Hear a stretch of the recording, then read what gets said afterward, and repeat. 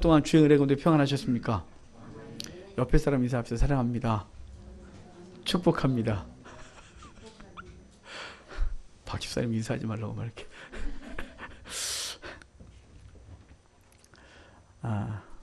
한 주간 동안 주의 백성으로 사느라고 수고가 많으셨습니다. 우리 제목을 같이 읽겠습니다. 시작. 믿음의 결국. 아멘. 주의 백성들이 이 땅을 살면서 이 땅의 가치관과 등을 지고 믿음으로 인해 손해와 어려움을 겪고도 기꺼이 신앙생활을 하는 이유가 뭘까요? 여러분 이 땅에서 세상과 좀 타협을 하면 좀 더 나아질 수 있을 텐데 그걸 다 포기하고 믿음으로 사는 이유가 뭡니까? 이 땅의 영화 때문입니까? 이 땅에서 좀 더 잘 되고 좀 더 많이 모으는 것 때문에 그렇게 사느냐 이 말입니다. 그렇다면 신앙 때문에 손해를 당할 이유가 없습니다. 때로는 이 땅의 것은 신앙이 아니라 이 땅의 방법으로 살 때 더 많이 거두게 되기 때문에 그렇습니다. 신앙이 아니라 이 땅의 방법이 더 능력이 있을 때가 있습니다. 그러므로 신앙의 목적은 이 땅의 것을 더 얻고 더 얻고 더 얻으려는 게 아닙니다. 신앙생활의 궁극적인 목적은 오늘 제목처럼 믿음의 결국을 얻기 위함입니다. 결론적으로 말하면 그것은 구원을 얻기 위함이다 이렇게 말할 수 있습니다. 이렇게 믿음의 결국인 구원을 얻기 위하여 그 길 가는 성도들에게 따르는 것이 있습니다. 그것은 믿음과 충돌을 일으키는 어려움들입니다. 6절이에요. 6절 같이 읽겠습니다. 그러므로 너희가 이제 여러 가지 시험으로 말미암아 잠깐 근신하게 되지 않을 수 없으나 오히려 크게 기뻐하는도다. 아멘. 베드로는 나그네인 성도들에게 따르는 삶의 한 가지 형태를 말씀해 주고 있습니다. 그것은 여러 가지 시험을 당한다는 것입니다. 안 당했으면 좋겠는데 여러 가지 시험을 죽는 날까지 당하게 되는 것입니다. 여기서 시험이라는 단어가 헬라어로 페이라스모스라는 단어입니다. 이 페이라스모스는 3T를 다 갖고 있다고 제가 말씀드렸었는데 시험, 테스트라는 뜻을 갖고 있고 훈련, 트레이닝이라는 뜻을 갖고 있습니다. 그리고 유혹이라는 템테이션이라는 뜻을 갖고 있습니다. 이 뜻 외에 또 한 가지 뜻이 있어요. 그것은 시련이라는 뜻을 갖고 있습니다. 그러니까 시험이 우리에게 올 때 그것의 목적은 뭐냐면 우리를 시험하고 훈련하고 유혹하는 것이라면 그것의 과정은 그것에 따르는 과정은 뭐냐면 시련이라는 것입니다. 그러니까 시험을 당할 때는 시련이 있다는 거죠. 이 단어가 이렇게 쓰여진 이유는 우리의 삶 속에서 벌어지는 모든 것이 베이라스모스, 바로 시험이기 때문에 그렇습니다.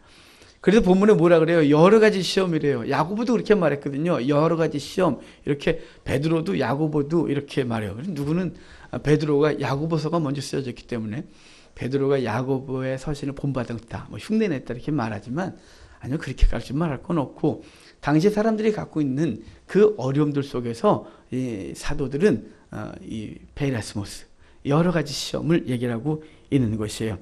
여러 가지 시험이란 어려움과 고난뿐만 아니라 우리가 흥하고 평안한 삶까지도 포함한 단어가 이 베이라스모스예요. 그러니까 어려움만은 문제가 아니라 우리에게 다가오는 풍성함, 우리에게 다가오는 성공과 성취까지도 그것은 시험이란 영역 가운데 들어가는 것입니다. 그런데 오늘 본문에서는 특별히 야고보도 베드로도 어떤 한 가지에 국한해서 말해요. 그것은 시련과 국한돼서 말하는 게 오늘 본문에서 말씀하고 있는 이 시험이라는 단어입니다. 야고보도 이렇게 말했잖아요. 형제들아 너희가 여러 가지 시험을 당하거든 온전히 기쁘게 여기라 이렇게 말했습니다.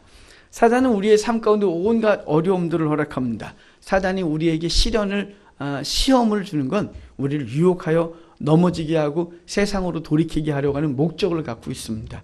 하나님은 우리에게 시험을 허락하십니다. 그런데 하나님 우리에게 시험을 허락하신 이유는 우리의 믿음을 훈련시키시고 때가 되었을 때 테스트하셔서 이제 그 위에 복을 쌓을 수 있을지 없을지를 보시는 것이죠. 그러니까 하나님께서는 우리에게 시험을 허락하시는데 목적이 뭐냐면 우리를 훈련하고 그리고 하나님의 백성으로 만들고 그리고 복을 주시기 위한 목적이 있다 이 말입니다. 그리고 그 모든 것에는 시련이 따르게 된다 이렇게 말하는 것이에요. 그래서 시련이 따르기 때문에 당연히 따르는 결과가 뭐냐면 우리 속에서 생겨지는 게 뭐냐면 근심입니다. 여러분 어려움을 겪었는데 근심하지 않는 사람이 있을까요? 어려운 문제 앞에서 근심하지 않는 강철 심장이 있느냐 이 말이에요. 근심하게 되어 있습니다. 근심하니까 금식도 하고 무릎 꿇기도 하고 그러지 않겠습니까? 제가 군대에 있을 때 몇 번 금식 기도를 해본 적이 있습니다. 훈련소 마치고 자대 배치받기 전에 한 100여 명이 한 군단에 갔는데 여기저기 다 착출돼 가는데 제가 착출돼 가는 거예요. 사실은 그 군단에서 목사님이 나오셔서 그러셨어요. 여기 신학한 사람 손 들어봐. 제가 번쩍 들었어요. 너는 어디도 착출당하지 마. 너 갈 데 있어. 군종으로 간대요. 군종으로 간대 얼마나 좋아요. 가지고 제가 그림도 했었고 근데 글씨 쓰는 거 하나도 안 하고 버텼어요. 내가 왜 그런 짓을 하냐. 군종으로 갈 건데. 근데 군종으로 안 가고 부르는 데가 뭐냐면 특공대라는 데가 군대에 있는 줄 상상도 못했어요. 전 영화에만 있는 줄 알았어요. 거기서 왔더니 제 이름 부르는 거예요. 안 데려갔어요. 조그마다고. 저를 데리고 놓고 가셨어요. 이틀 동안 제가 뭐 했겠어요? 금식기도 했죠. 금식기도 하면서 뭐라는 주여 저를 거기에 안 데려가시면 제가 군선교를 위해서 인생을 바치겠나이다. 이렇게 했어요. 군에 가기 전에 하나님 없다고 부인하고 하나님 안 계신 것 같다 이러고 갔는데 환란 앞에서 그냥 금식기도 하면서 주를 위해 군생활을 바치겠다고 이렇게 작정했던 때가 있어요.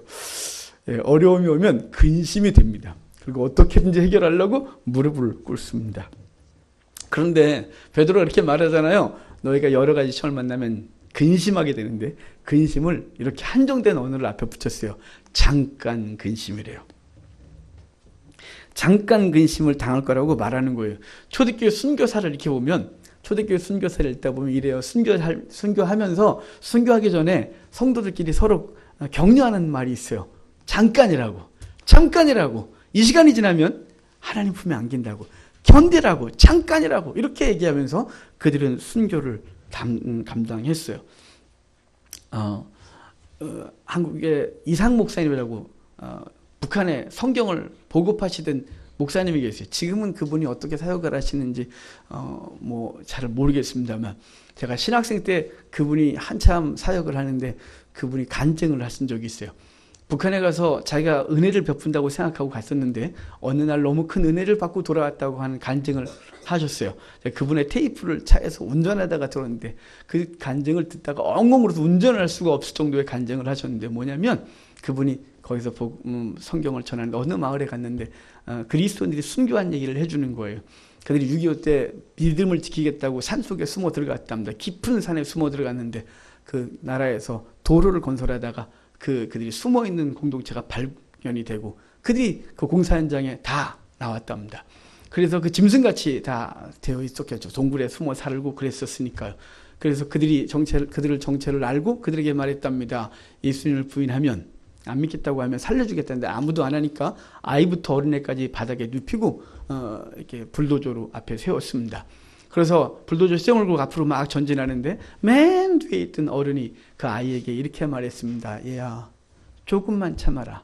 조금만 참으면 우리는 하나님 앞에 갈 거라고 그러면서 부르던 찬양이 내 구주 예수를 더욱 사랑했습니다. 제가 그래서 그 찬양을 314장이에요. 지금 가는 곳마다 그 찬양을 너무 그때 이후로 그 찬양이 너무 좋아졌어요. 죽음 앞에서 자기를 죽음 앞으로 몰아낸 그리스도 그분을 더욱 사랑. 내 구주 예수를 더욱 사랑. 근데 그때 말했던 것이 그 기꺼이 죽으면서 고백했던 게 뭐냐면 잠시예요. 잠시만 견뎌라. 그러면 그분 앞에 간다는 것이었어요. 그러면 우리의 고난을 당하는 순간만 잠시일까요? 아닙니다. 고난을 당하는 시험의 순간만 잠시가 아니라 우리 인생 자체가 잠시입니다. 그래서 성경에 이렇게 표현했습니다. 하늘의 경점 같다. 아침 안개 같다. 들의 풀 같다. 그 영광은 그 풀의 꽃과 같다. 이렇게 말했습니다. 잠깐입니다. 하나님의 영원한 세계와 비교하여 잠깐입니다. 하나님께서 우리에게 주실 영원한 생명과 비교하여 잠깐입니다. 그 잠깐 인생을 어떻게 살아야 되느냐 이렇게 말씀하고 있는 것이죠. 젊은 날에는 자기에게 주어진 건강과 미모와 재물과 재능과 이 모든 것이 영원할 거라고 생각합니다. 또한 자기는 앞으로 더 잘 될 것이라고 생각을 하면서 살아갑니다. 만약에 젊을 때부터 그런 게 없다면 인생을 어릴 때부터 포기를 했겠죠. 근데 이제 인생 후반으로 들어서면 영원하지 않다는 걸 서서히 깨닫습니다. 재능도 영원하지 않고 그렇게 탁월했던 지혜도 사라져가고 아름다웠던 외모는 다 똑같아져서 쭈글쭈글해서 화장을 떡칠하지 않으면 자기 스스로도 힘이 든 얼굴을 봐야 하고 거울보다 깜짝 놀라는 자신을 보게 되는 거죠. 그거는 머리가 좋고 좋지 않고 높은 지위에 있고 그렇지 않고는 상관없이 깨달아지는 것입니다. 인생은 짧다는 것. 예, 그래서 이미 80km로 달려가시고 70km로 달려가시고 60km로 달려가고 계시지 않습니까? 인생 참 짧습니다. 우리에게 주어진 인생이 아주 그 기간이 짧습니다. 잠깐입니다. 그래서 우리에게 한 번 주어진 인생에 대해서 성경은 소극적으로는 견뎌라고 말하고 적극적으로는 아끼라고 말하고 있습니다. 견뎌라고 말하는 건 우리에게 주어진 시험 때문에 그렇습니다. 우리에게 주어진 시련이라는 시험은 견뎌내야 하는 것입니다.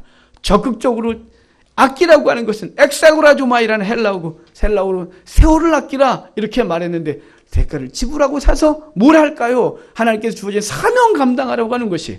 그러니까 우리 인생은 소극적으로는 견뎌야 하고 적극적으로는 아껴야 하는 것입니다. 그렇게 살아가라고 주님께서 우리에게 말씀해 주셨습니다.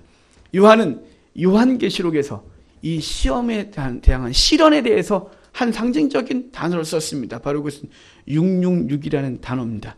그것은 사단에게 복종하여 얻는 세상의 유익을 그 666이 말한다면 성도들에게는 기꺼이 그것을 거부하라고 말하고 그것을 거부하면 궁핍이 있고 결과적으로 죽을 수도 있다고 말씀해 주고 있습니다.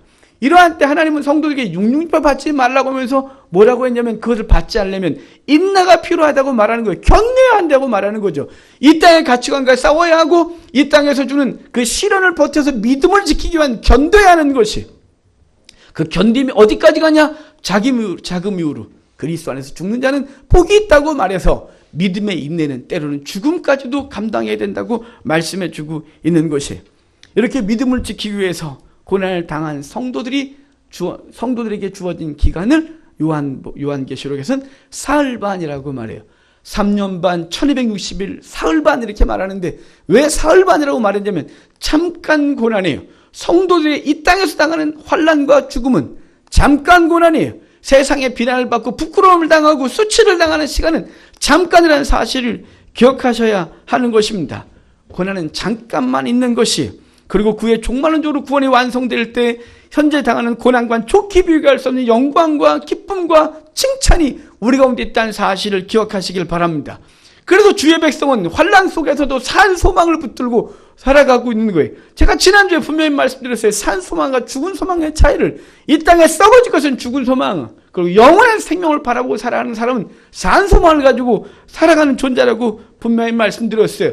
그러면서 지난주에도 언급했던 성경 구절인 로마서 8장 18절에 이렇게 말해줬습니다. 생각하건대 현재의 고난은 장차 우리에게 나타날 영광과 좋게 비교할 수 없다, 이렇게 말했어요. 그러므로 이 땅에서 당하는 고난들은 잠시라는 사실을 기억하고 믿음과 타협하지 아니하고 기꺼이 믿음을 지키고 살아가는 저와 여러분이 될 줄 믿습니다. 사도 베드로는 이 믿음에 대한 얘기를 하면서 환난 오는데 그것을 받아들이는 자의 입장에서 뭐라고 말하냐면 그게 기뻐한다, 이렇게 말하고 있어요. 베드로가 환난 자체를 기뻐한다고 말한 걸까요? 여러분, 환난 당했을 때 기뻐할 사람이 있습니까? 건강한 육체가 어느 날 갑자기 막 아프기 시작해서 병원 가보니까 말기 암이래요. 할렐루야! 막 이런 사람이 있습니까? 아니요. 근심이 오기 시작합니다. 배우자가 아프고 자녀가 실패하고 배우자가 실패할 경험하고 그리고 갑자기 닥치는 어려움을 만나고 풍성한 것이 사라지면 할렐루야! 기쁘다고 말할 수 있는 사람이 있습니까? 아니요. 분명히 육체적인 느낌은 고통이고 근심이고 걱정이에요. 그런데 베드로는 뭐라고 말하냐면 크게 기뻐한다, 이렇게 말하고 있는 거예요. 크게 기뻐하는 이유가 있어야 되겠죠. 그냥 단순히 그가 이상한 성향을 갖고 있는 사람도 아니고 고통을 즐기는 존재도 아닌데 성도들에게 말하기를 크게 기뻐한다, 이렇게 말하는 이유는 이유가 있고 결과가 있기 때문에 그래요. 그 크게 기뻐하는 이유에 대해서 베드로가 뭐라고 말하는지 그 조건에 대해서 볼까요? 5절이에요. 거꾸로 올라가서 5절에 그것을 기뻐할 수 있는 조건이 있어요. 5절 같이 읽겠습니다. 너희는 말세 구원을 얻기 위하여 믿음으로 말미암아 하나님의 능력으로 보호하심을 받아내느라. 아멘. 먼저는 성도들이 당하는 시험은 구원을 얻기 위한 과정이라고 말씀해 주고 있어요. 이스라엘 백성들에게 가나안 땅으로 들어가기 전에 광야라고 하는 시험의 땅을 거치고 들어가게 하십니다. 그 땅에 들어간 그의 백성들이 범죄하고 무너지고 하나님과 관계가 깨어졌을 때 그 백성을 바벨론으로 옮기고 그곳에 70년 동안 고통을 당하고 돌아온 이후에 그들은 다시는 보여지는 우상 숭배를 하지 않고 말씀을 통해 하나님과 만나는 시간들을 갖게 됩니다. 마찬가지로 성도들에게 있어서 시험은 구원을 얻는 과정 가운데 있는 것이라는 사실이에요. 그러니까 쉽게 이해하면 환난을 당하지 아니하면 하나님을 만나지 못한다는 거예요. 환난을 당하면 하나님께 나오는 거죠. 주말 드라마 재밌는 게 하나 있습니다. 엄마. 우리 어머니 보시는 드라마입니다. 오늘이면 마지막 회랍니다. 근데 어제 제가 이렇게 말하다가 거기 어머님 중에서 거기 주인공 중에 한 사람이 병을 얻어요. 그러니까 이래요. 그 딸들이 애들인데 지들끼리 너 기도할 줄 아니? 막 이렇게 하더니 한 애가 기도를 하는데 하나님, 부처님, 예수님 막 이러면서 막 기도를 하는 거예요. 그래서 제가 웃었어요. 그러면서 오늘 말씀하려고 하는데 거기서 하길래 인간은 똑같구나. 믿음이 있건 없건 절망 속에서 절대자를 찾는 거예요. 시험이 없으면 하나님과 만나질 않는 거예요. 지금 교회가 텅텅 점점점 비어가는 건 이 나라의 복지가 너무 잘 돼서 그래요. 무릎 꿇지 않아도 알아서 다 줘요. 나라에서. 연세가 드시면 공짜로 타고 나라도 돈도 주시고 연금 안 들었어도 막 나와요. 학생들 어려운 가정이 막 장학금이라고 막 줘요. 뭐 어려우면 이래저래 다 해결해 줘요. 옛날에 무릎 꿇는 거 외에는 방법이 없었어요. 학교 다닐 때 제가 워낙 많이 굶었습니다. 등록금 4년 동안 준비하려고 하는 건 오직 기도밖에 없었어요. 알바도 해보고 채울 수 없었어요. 생활하고 학비를 다 채울 수 없었기 때문에 오직 하는 건 뭐냐면 철야기도 밤새도록 철야하고 금식기도 하면서 학비를 달라고 그랬는데 요즘은 그렇게 기도하지 않아도 알아서 주세요. 환난은 하나님의 백성이 되는 과정, 그리고 구원을 얻기 위한 과정 가운데 시험이 당연히 있게 되는 것이, 고난이라는 낭떠러지 앞에 서고 절망이라고 하는 벽 앞에 서면 그 눈을 자연스럽게 하늘을 향해 둘 수밖에 없는 것이 우리 육체를 갖고 있는 사람이라는 말입니다. 그래서 시험은 하나님과 만나는 과정이고 하나님의 백성으로 훈련받는 과정이고 그 과정을 통하여 구원이 완성된다는 사실을 기억하십시오. 그런데 이런 환난이라는 시험, 여러 가지 시험을 당해서 기뻐할 수 있는 이유, 조건을 본문에서 말해줬어요. 그것은 하나님의 능력으로 보호하심을 입었기 때문이다, 이렇게 말해요. 하나님의 능력의 보호하심이 우리 가운데 있기 때문에 환난을 당하나 크게 기뻐할 수 있고 그것을 이길 수 있는 것이, 이스라엘 백성들이 애굽에서 나올 때 하나님의 불기둥과 구름기둥이 그들을 인도했어요. 애굽 군사들이 특별병거와 일반 병거를 가지고 막 죽이겠다고 따라왔을 때 그들이 두려워 떨 때 앞에서 인도하신 하나님의 구름기둥이 그 뒤를 인도하여 뒤로 옮기셔 그 애국 군사와 이스라엘 사이를 막았었어요. 그리고 그 백성을 다 건지시는 놀라운 은혜를 있게 하셨다, 이 말입니다. 이런 모든 사건들, 그들을 결과적으로 가나안 땅에 인도하신 것에 대하여 신명기 32장 10절에서 이렇게 고백하고 있어요. 여호와께서 그를 황무지에서 짐승이 부르짖는 광야에서 만나시고 호위하시며 보호하시며 자기의 눈동자같이 지키셨다, 이렇게 말씀해 주고 있습니다. 그러므로 이 땅에 우리가 여러 가지 시험을 만나서 잠깐 근심하게 되지 않을 수 없으나 우리가 크게 기뻐하는 것은 하나님의 전능하신 보호하심이 우리 가운데 있기 때문에 사실을 기억하시기를 바랍니다. 과거에만 그랬느냐? 아니죠. 지금도 주의 백성들을 향한 하나님의 전능력 있는 보호하심은 여전히 유효하다, 이 말입니다. 우리가 잘 아는 이사야서 41장 10절을 우리가 암송하고 살아가는 분들이 많지 않습니까? 이렇게 되어 있어요. 두려워하지 말라, 내가 너와 함께함이라. 놀라지 말라, 나는 내 하나님이 됨이니라. 내가 너를 굳세게 하니라. 참으로 너를 도와주리라. 참으로 나의 의로운 오른손으로 너를 붙들어 주리라. 이렇게 말씀을 주고 있는 것 우리 다 기억하고 있지 않습니까? 주님이 승천하시기 전에 두려워 떠는 제자들을 향하여 주님께서 말씀하셔서 두려워하지 마라, 내가 너에게 다른 보혜사를 보내주겠다고 말씀하시면서 그 요한복음 14장, 15장, 16장을 쭉 얘기하다 16장의 맨 마지막에 성령령하고 맨 마지막에 뭐라고 말씀하셨냐면, 세상에서 너희가 환난을 당하나 담대하라, 내가 세상을 이겼다. 그 이기신 하나님이 우리와 함께 한다고 말하는 거예요. 그분이 환난을 당하시고 부활하시고 40일 만에 승천하실 때 주님이 제자들에게 내가 너희와 함께 하리라, 이렇게 말씀하셨어요. 그러니까 그 하나님이 우리와 함께하고 있다는 거예요. 그분의 보호하심 가운데 우리가 있기 때문에 환난을 당하나 그게 기뻐할 수 있다, 이렇게 말하는 거죠. 여기 보호하심을 입었다, 이 말이 수동태로 현재 분사예요. 그러니까 보호하심은 과거에서 끝나지 아니고 계속 되어지고 있다는 사실입니다. 군사적 용어거든요. 그러니까 하나님이 그 세상과 사단과 싸워야 하고 세상 가치관과 싸우는 우리 주의 백성들을 향하여 그분이 그 전능하심으로 보호하시고 기꺼이 이기게 하시는 그 놀라운 은혜를 허락하시는 것입니다. 그렇습니다. 믿음의 결국인 영혼의 구원을 받는 그리스도인들은 구원의 완성을 이룰 때까지 하나님의 보호하심과 인도하심을 받는 것이, 그러므로 믿음으로 살아가는 주의 백성들은 두려워할 이유가 없습니다. 종제기만 한 뇌에서 나오는 그 생각을 가지고 그 세상과 사단과 싸워 이기겠다고 하는 어리석음을 벗어버리고 전능하신 하나님의 지혜를 믿고 전능하신 하나님의 역사를 의지해서 그분이 원하신 대로 살아가는 자들이 되기를 바라요.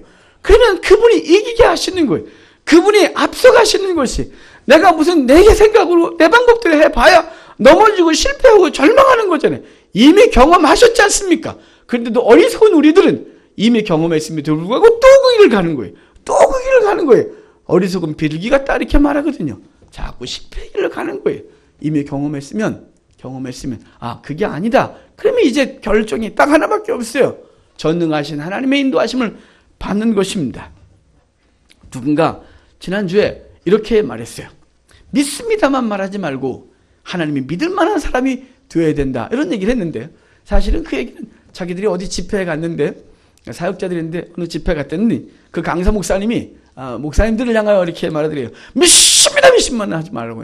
치를 이렇게 떨면서 이렇게 물기를 풀어야 돼요. 이렇게 믿습니다 이렇게 그래야 되는데 그렇게 믿습니다 말하지 말아요.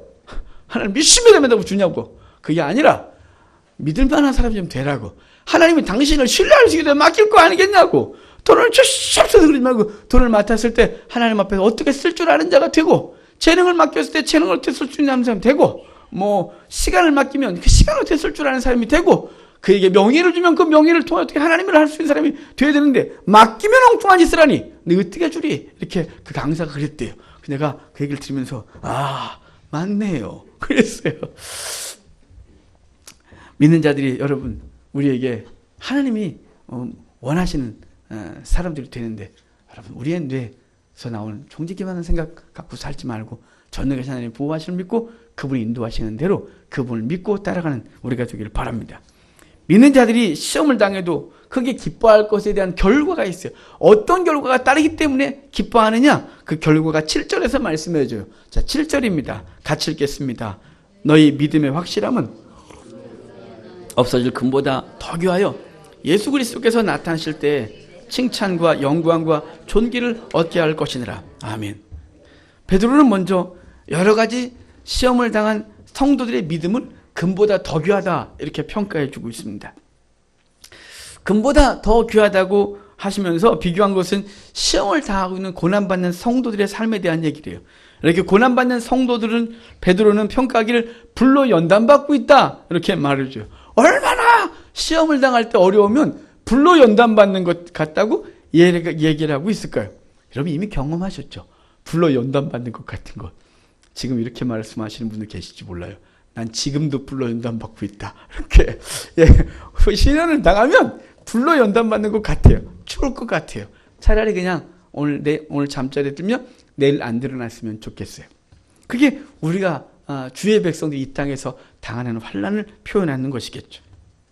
이렇게 불로 연단받고 있는 성도의 상태를 속된 말로 하면 이렇게 된 거예요. 너덜너덜해졌다고. 발음이 잘 안 돼요.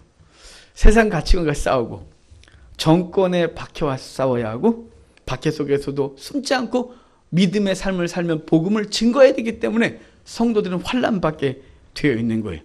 그러니 그들의 상태는 세상 사람들의 눈에 보기에는 너덜너덜해져 있는 거예요. 가치 없어 보이고 불쌍해 보이고 아무것도 아닌 것처럼 보이는 거죠. 제가 지난주에 요 근래 제가 그런 전화 2번 받았어요. 약간 자존심이 상하는 전화인데 어떤 분이 전화를 하셨어요. 하림교회죠? 네, 그랬어요. 어디냐요? 구의역에 있다고. 어떻게 가야 되냐요? 그래서 구의역 2번 쪽에 나오셔서 5분도 안 걸린다고. 그랬더니 막 물어요. 취조하듯이. 대답을 하다가 제가 그랬어요. 죄송한데 누구신지 말씀을 해주셔야 제가 더 이상 더 대답도 할 것 같은데 마치 취조당하듯이 막 그러니까 제가 말하기 좀 별로 안 좋다고. 그러면서 그랬어요. 혹시 교회를 찾으시냐고. 그랬더니 교회를 찾는데요. 진짜부터 그렇게 말씀을 하시면 제가 좀 더 편안하게 말했을 텐데. 그랬더니 이렇게 물어요. 몇 명이에요? 그래서 40여 명 전후돼요. 그랬어요. 청장년이 한 40여 명 전후돼요. 그랬더니 이분이 이래요. 아, 힘들겠어요. 그래서 제가 그랬어요. 안 힘들어요. 우리 풍성해요. 우리 선교도 많이 하고 구제도 많이 하고 참 많이 해요. 그랬더니 아, 그래요. 그래서 제가 한마디 더 했어요. 교회 안에 사람이 숫자가 많은 게 중요한 게 아니고요. 어떤 사람이 있는 게 중요하냐고 생각하는데요. 우리 교회 성도들 아주 훌륭한 사람만 모였어요. 그랬더니 그분이 뚝 끊어요. 그래서 제가 문자로 뭐 할 말 하려다가 참았어요. 한 달 전에도 그런 전화를 받았었거든요. 왜 자꾸 요새 저를 건드리는지 모르겠어요. 제 숫자에 연연하지 않겠다. 바르게 목회하겠다. 막 그러는데 요즘은 가끔 저를 건드려요. 여러분, 세상 사람들이 보기에, 아니, 믿는 사람들도 바르게 행하려고 하면 너덜너덜해진 상태를 보면서 불쌍히 보는 거예요. 여러분, 세상이 보기에 그럴 수 있어요. 하지만 여러분, 지금 뭐라 그래요? 베드로가 그 너덜너덜해진 상태, 불로 연단받는 성도들의 상태를 뭐보다 더 귀하다고요? 금보다 귀하다고 지금 말씀해주고 있지 않습니까? 근데 그 금보다 귀하다는데 거기 금을 수식하는다는 거 있어요. 없어질 금이래요. 그럼 금이 없어집니까? 여러분, 금의 상징성이 뭐예요? 영원하다는 거예요. 변치 않는 걸 상징하잖아요. 금이 때가 탈 뿐 녹이 씁니까? 사라집니까? 아니요, 금이 영원해요. 그런데 지금 그 금을 베드로는 뭐라면 없어질 금이라고 말하고, 그 금보다 뭐가 더 귀하다고 말하냐면 불로 연단받은 성도를 더 귀하대요. 그러니까 불로 연단받은 성도들 없어질 금보다 더 귀하여, 이렇게 말씀해 주고 있는 거예요. 왜 그것을 없어진다고 그럴까요? 우리에게 주어진 영생, 생명은 사라지지 않아요. 영원한 것이. 하지만 심판의 때 이 땅의 것들이 다 사라지고 그 영원할 금도 다 사라지고 만다는 사실을 주님이 말씀해 주고 있는 것이죠. 그러니까 성도들의 삶은 금보다 귀한 거예요. 비록 세상이 보기에 너덜거리고 세상이 보기에 불쌍해 보이고 아무것도 아닌 것 같고 비참해 보이고 불쌍해요, 어렵겠어요, 이렇게 그들이 말을 해도 뭐보다 귀하냐? 금보다 귀한 것이에요. 그래서 우리는 이 땅에서 믿음을 지키고 살아갈 가치가 있다는 사실을 기억하고 우리가 하나님 앞에서 믿음대로 사는 우리가 되기를 바랍니다. 세상이 이래야 된다고 말해도 따라가지 마십시오. 세상이 이러면 이렇게 성장하고 이렇게 그런 모든 것들에 대해 유혹받지 마십시오. 하나님 뭘 원하시느냐의 삶을 딱 가지고 그것에 대해서 전 목사는 목회에 대해 생각하고 여러분의 삶은 여러분의 삶 속에서 하나님 뭘 원하시는지를 알고 살아가는 우리가 되면 되는 것입니다. 비록 그렇게 살다가 너덜거리고 불쌍히 여김을 당해도 그 삶은 하나님 보시기에 금보다 더 귀하다라는 사실을 기억하시기를 바랍니다. 야고보는 야고보서 1장 3절에서 이는 너의 믿음의 실현이 인내를 만들어낸 줄 압니다, 이렇게 말했어요. 야고보와 베드로는 비슷한 얘기를 하는데 야고보는 이 실현을, 인내를 만들어내는 어떤 도구 정도로만 생각했다면 베드로는 그 인내의 삶을 금보다 더 귀하다고 얘기를 해주고 있는 거예요. 목적인 거예요. 야고보는 그 인내를 한 수단 정도로 생각한다면, 요소 정도 생각하면 베드로는 아니에요. 그것을 아주 절대적인 요소로 생각하는 거예요. 그 실현이야말로 우리의 구원을 완성하고 이루는 절대적인 요소로 말씀해 주고 있는 거예요. 그러니까 우리에게 불시험 오는 걸 이상하게 여기면 되는 게 아니에요. 이상할 게 없는 거예요. 당연한 거예요. 당연한 거. 왜냐면 그게 와야 우리의 믿음이 크거든요. 그게 없으면 우리는 등 따시고 배부르면 절대로 하나님을 안 찾아요. 이 중에 난 아니야. 아니, 없어요. 제가 보기에는. 아무도 없어요. 나중에 저 따져서 난 아니거든요. 그러지 마세요. 하나님 앞에서 기도할 거니까 환난을 달라고. 우리는 환난을 안 받으면 저도 마찬가지예요. 등 따시고 배우고 아무 문제 없으면 점점 주님 앞에서 사라질 거고 목사라는 타이틀까지 벗어버리고 싶은 생각이 들지도 몰라요. 우리는 시험이라는 것이 우리 속에 끊임없이 주어진 어려움들이 우리를 믿음을 더 강하게 하고 하나님을 더 신뢰하고 하나님 앞에서 더 훌륭한 믿음의 사람으로 만든다는 사실을 기억하시기를 바랍니다. 그러므로 그 시련을 참고 견디는 자가 되어야 돼요. 불이 금을 더 순도 있게 하는 것처럼 우리에게 다가오는 불시험들은 우리로 하여금 더 순수한 믿음의 사람으로 만든다는 사실을 기억하고, 어렵고 힘들지만 잠깐 고난하는 것을 기억하고 하나님 앞에서 그 시간들을 이기고 재림의 때 하나님께서 주는 영광과 존귀와 칭찬을 받는 우리가 되기를 바랍니다. 그 같은 평가가 본문에 나왔잖아요.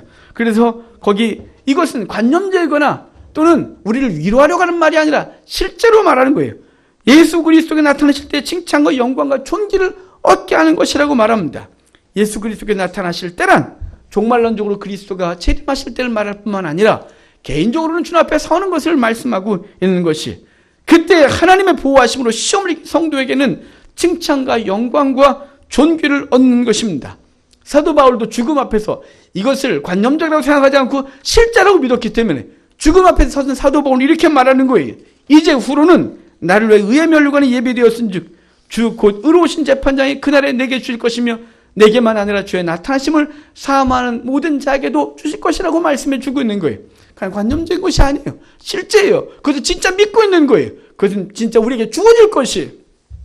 요한은 이렇게 칭찬과 영광과 존귀를 받은 성도들이 보호주 앞에 서서 하나님을 찬송할 것이라고 말하는데, 그들에게 하나님께서 면류관을 허락하세요.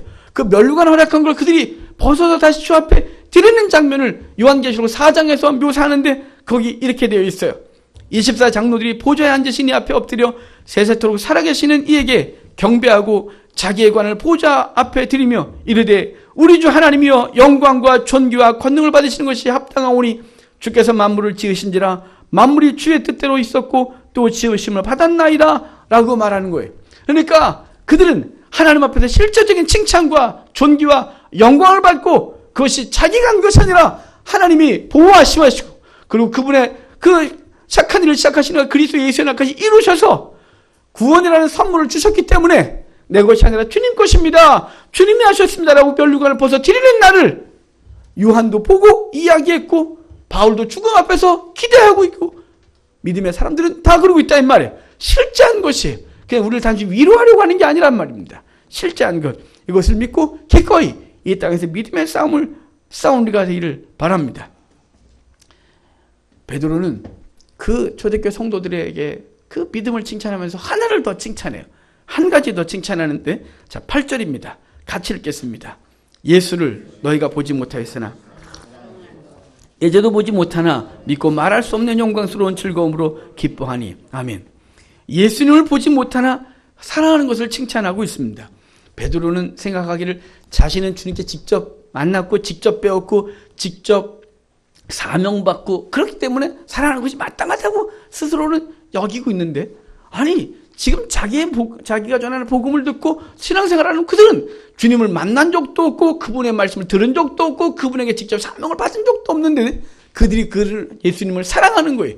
그리고 기꺼이 그 길을 환난을 기꺼이 감당하고 있는 거예요. 그래서 베드로는 그들을 칭찬하고 있는 것입니다.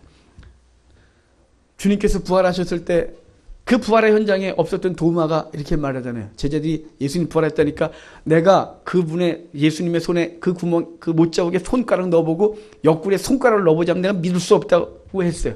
주님께서 직접 나타나셔서 이렇게 말씀하셨어요. 너에게 넣어보고 이렇게 믿으라고. 그래서 주님이 이렇게 말씀하셨잖아요. 너는 나를 본고로 믿느냐? 보지 못하고 믿는 자들은 복되다. 이렇게 말했어요.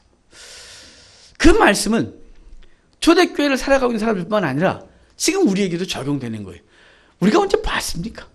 예수님을 육신의 눈으로 봤다고 말하시는 분들은 어디 좀 가보셔야 합니다. 예수님의 소리를 직접 들을 수는 있지만 그것이 일상이진 않습니다. 그것이 정말로 예수님의 소리인지 아니면 천사의 소리인지 아니면 자기 육신의 그 속에서 오는 소리인지 구분이 잘 안 되는 상황이 우리 가운데 있습니다. 우리 직접 경험한 적은 없습니다. 하지만 말씀을 통하여 그분의 은혜를 통하여 그분을 뵙고 그분과 만나고 그분의 사명을 받습니다. 그래서 기꺼이 우리 주님을 사랑한다고 고백합니다. 우리가 주님을 사랑한다고 고백하잖아요. 비록 주여 사랑합니다 그럴 때 저 깊은 곳에서 찔림이 있어요. 베드로에게 네가 나를 사랑하느냐 그랬을 때 고민하여 주께서 하십니다라고 말했던 것처럼 주님을 사랑하는데 사랑한다고 말하기는 여전히 부끄러운 게 우리 속에 있어요. 그래도 우리는 주님을 사랑한다고 해요. 그리고 기꺼이 주께서 허락하신 삶의 무게들을 감당하면서 그 믿음으로 싸워가고 있는 것이, 그런 것은 복이 있다 이렇게 말하는 거예요. 복이 있는 거예요. 저 여러분들이 직접 본 제자들보다 더 큰 복이 있다는 사실을 기억하고 이 땅 가운데 사는 은혜가 있기를 바랍니다. 이렇게 할 수 있는 이유가 뭐냐면 9절에 말했듯이 믿음의 결국 곧 영혼의 구원을 받았기 때문이다 이렇게 말해요. 이 땅의 성도들이 여러 가지 시험을 만나면 잠깐 근심하게 되나 믿음으로 이기고 기뻐해야 하는 가장 중요한 이유는 그것은 믿음의 결국 곧 영혼의 구원을 받기 때문입니다. 받았다라는 말이 코이조라는 헬라어인데 이 말은 이 받은 것이 자기가 받은, 자기를 위하여 받고 있는 걸 말하는 거예요. 그러니까 우린 이렇게 말하잖아요. 영적 허영이 있어서 이렇게 말해요. 주를 위하여 고난을 받고 주를 위하여 믿음을 지키고. 아니요. 우리 그렇게 훌륭하지 않아요.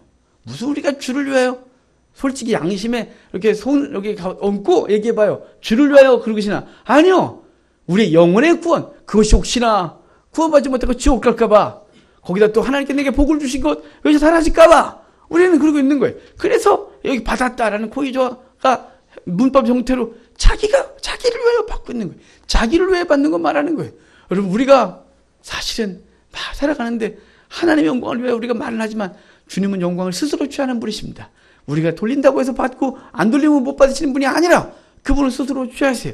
우리는 뭐하냐? 사실은 우리가 우리의 구원을 위하여 열심히 달려가고 그러다 보니 주의 영광도 드러나게 되는 것이고 주님이 그것을 기뻐한다, 이렇게 말하는 것입니다. 여러분, 그것을 위하여 우리는 기꺼이 이 시간들을 보내는 거죠. 이 구원, 이 받은 구원에 대하여 설명해 주는데 10절부터 12절까지 이 구원이 어떻게 우리 가운데 이루어진지를 설명해 줘요. 같이 읽겠습니다.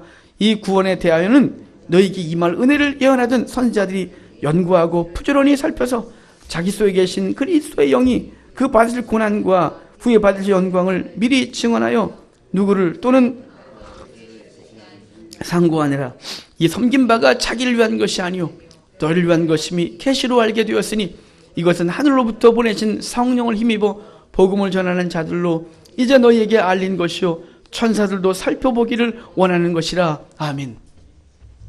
천사들이 부지런히 살펴서 그리스도에 대해 미리 증언해 주었다고 얘기해요. 그리고 그 복음은 전하는 자들 때문에 우리에게 주어졌고 성령을 통하여 우리 가운데 적용됐다고 얘기를 해주고 있는 거예요. 이것을 히브리서 기자는 11장 39절에서 이렇게 말했어요. 구약의 믿음의 사람들 쫙 얘기를 하고 쫙 결론적으로 뭐라고 말했냐면 이 사람들은 다 믿음으로 말미암아 증거를 받으나 약속은 받지 못했다. 바로 예수 그리스도를 본 적은 없지만 그들이 약속 하나 붙들고 이렇게 살아왔다, 이렇게 말하는 것이에요. 그 약속을 받들고 살았던 선진들이 우리에게 줬고 그 믿음이 우리 가운데 예수 그리스도 모시고 우리는 오신 그리스도를 또 받아서 영생을 얻고 살아가는 존재라고 말해주고 있는 것입니다. 주의 백성들은 복음을 통하여 믿음의 결국인 영혼의 구원을 받습니다. 그런데 이 모든 것에서 우리에게 눈꼽만큼도 공로가 없다는 사실을 아셔야 돼요. 이 구원의 은혜는 예수 그리스도의 전적인 은혜, 하나님의 전적인 사랑에 의하여 우리에게 주어졌다는 사실을 아시길 바랍니다. 출애굽기 15장을 보면 모세가 홍해를, 이스라엘 백성을 이끌고 홍해를 건넌 이후에 모세의 노래, 미리암의 노래라는 노래가 있습니다. 거기 모세의 노래 한 가사가 이런 가사가 있어요. 주의 인자하심으로 주께서 구속하신 백성을 인도하시되 주의 힘으로 그들을 주의 거룩한 처소에 들어가게 하시나이다. 거기 모세는 그 구원에 대하여 뭐라고 말하냐면 그 구원하신 것의 시작은 주의 인자하심의 근거에 시작되는 거예요. 우리 3절에서 그랬어요. 그 많으신 긍휼, 하나님의 많으신 긍휼이 우리를 구원했다고 했는데 바로 하나님의 은혜가 시작인 거예요. 그리고 그것을 열매 맺게 한 것은 주의 힘으로 말미암아 되었다고 그 가사에서 얘기를 하고 있는 거예요. 주의 힘이에요. 만약에 제 여러분을 긍휼히 여겨 내가 여러분을 천국으로 이끌겠나이다 라고 말하고 저를 믿으십시오. 그럼 믿지 마십시오. 당장 다 떠나셔야 됩니다. 왜냐하면 저 하나 구원할 능력도 저한테는 없습니다. 제가 여러분을 끝까지 책임질 만한 그런 마음도 없습니다. 그러니까 저에게는 힘도 없고 능력도 없고 마음도 없습니다. 뭐 말이냐? 하나님의 긍휼하심과 함께 하나님의 능력이 그것을 완성시키는 것입니다. 우리의 능력도 아니고 개인이 하나님 앞에 열심히 살았기 때문에 구원받는 것도 아니라 하나님의 힘이 홍해를 건너게 하셨다고 말하는 것인데 하나님의 힘이 우리의 구원을 완성하실 것입니다. 비록 우리가 홍해를 건너야 되고 시나이 반도를 건너야 되는 광야길을 걸어가야 되지만 그 속에서 하나님은 우리를 그 인자하심으로 우리를 구원하시기 시작하셨고 그 하나님의 전능하신 능력으로 완성하신 분이라는 사실을 기억하셔서 우리가 이 땅에서 그 하나님의 놀라우신 은혜로 살아가고 믿음의 시련을 받지만 그 속에서 넘어지고 절망하지 말고 전능하신 하나님을 바라봄으로 기꺼이 믿음을 지켜 사는 우리가 되기를 바랍니다. 사도 바울은 이렇게 말했습니다. 내가 또 이 고난을 받되 부끄러워하지 아니하면 내가 믿는 자를 내가 알고 또한 내가 의탁한 것을 그날까지 그가 느끼니 지킬 줄을 확신하노라. 빌립보서에서는 사도 바울이 이렇게 말했어요. 착한 일을 시작하시니까 그리스도 예수 날 것이 그것을 이룰 줄 내가 확신하노라 이렇게 말했어요. 그러니까 우리의 환난 때문에 우리가 절대로 저기 넘어지지 않습니다. 환난 받을 때 세상으로 돌이키거나 그러지 마셔야 합니다. 성도 여러분, 비록 우리가 여러 가지 시험을 당하지만 낙담하거나 세상으로 돌이키지 맙시다. 바라기는 주께서 오실 때 믿음의 결국, 영혼의 구원을 주실 것을 바라보고 오늘 주어진 삶, 그것이 비록 어렵고 힘들어서 시험이 되어지고 시련의 삶이 된다 할지라도 그것을 내려놓지 말고 기꺼이 감당함으로 하나님 앞에 서는 우리가 되어져서 수십면류관 주 앞에 다시 놓아드리는 그 영광스러운 행위를 저와 여러분이 함께 하기를 주의 이름으로 축복합니다.